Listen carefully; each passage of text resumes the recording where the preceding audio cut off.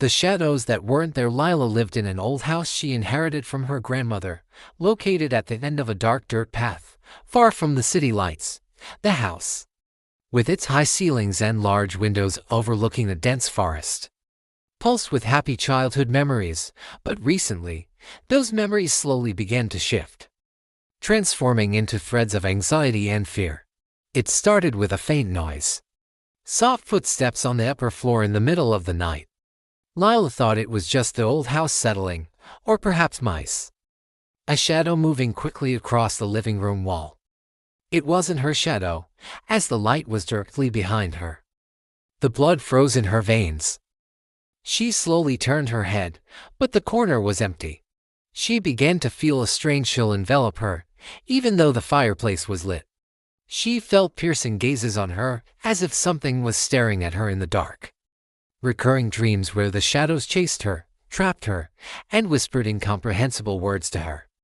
It wasn't a moan or a hum, but rather like the sound of a deep sigh, coming from the adjacent dining room. She froze in place. She wasn't alone. This wasn't just an illusion or a shadow. There was a real entity with her. That handprint was definitive proof that something was sharing the house with her. Something with a physical presence, even if it was invisible. She would wake up drenched in sweat, her heart pounding violently, unable to distinguish between dream and reality. After minutes that felt like hours, the shadow faded, but the fear remained heavy on her chest. She didn't think about selling the house. She didn't think about anything but escaping this mysterious presence that had begun to creep into her world. When she closed the door behind her for the last time, she looked at the old house. The windows looked like empty eyes staring at her, and the shadows were dancing within them, as if bidding her farewell, or perhaps promising to meet again.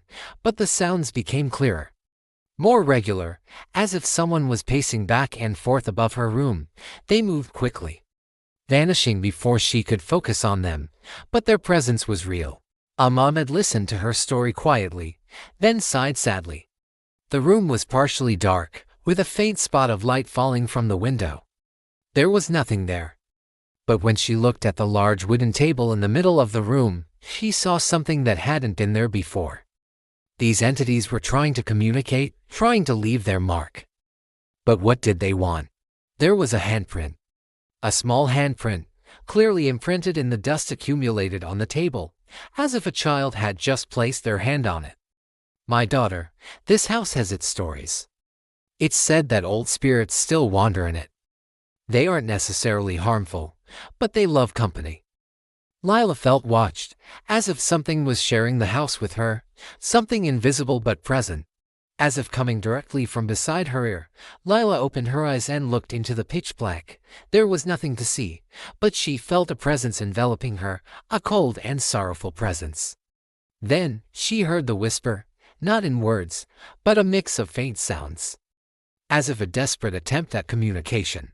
Lila tried to ignore them, putting her pillow over her head, but her heart's pounding was louder than any other sound. One night, as she was reading a book in the living room, she noticed something strange out of the corner of her eye. The shadows recurred. They began appearing in the hallways and the reflection of the kitchen window, and even in her bedroom mirror. Lila decided to talk to her elderly neighbor, Ahmed, who had lived in the area her whole life. Ahmed's words didn't comfort her. Love company. The idea was more terrifying than anything else.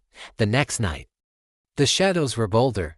They were no longer just quick flashes. They began to appear as vague shapes, faint, indistinguishable specters, moving slowly through the rooms.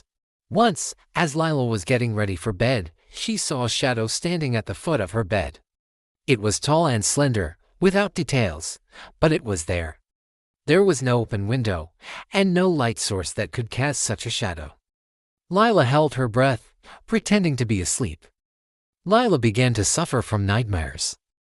One day, while Lila was in the kitchen, she heard a clear sound. Lila gathered her courage, armed herself with a wooden spoon from the kitchen, and slowly headed towards the dining room. There were no children in the house, and there were no other footprints in the dust. At that moment, it wasn't just about fear anymore. Lila felt a cold shiver run through her body. She realized this wasn't an ordinary haunted house. That night, when Lila slept, it wasn't the shadows that woke her up, it was another sigh. This time, it was closer. Lila couldn't bear it anymore. The next morning, she packed her bags.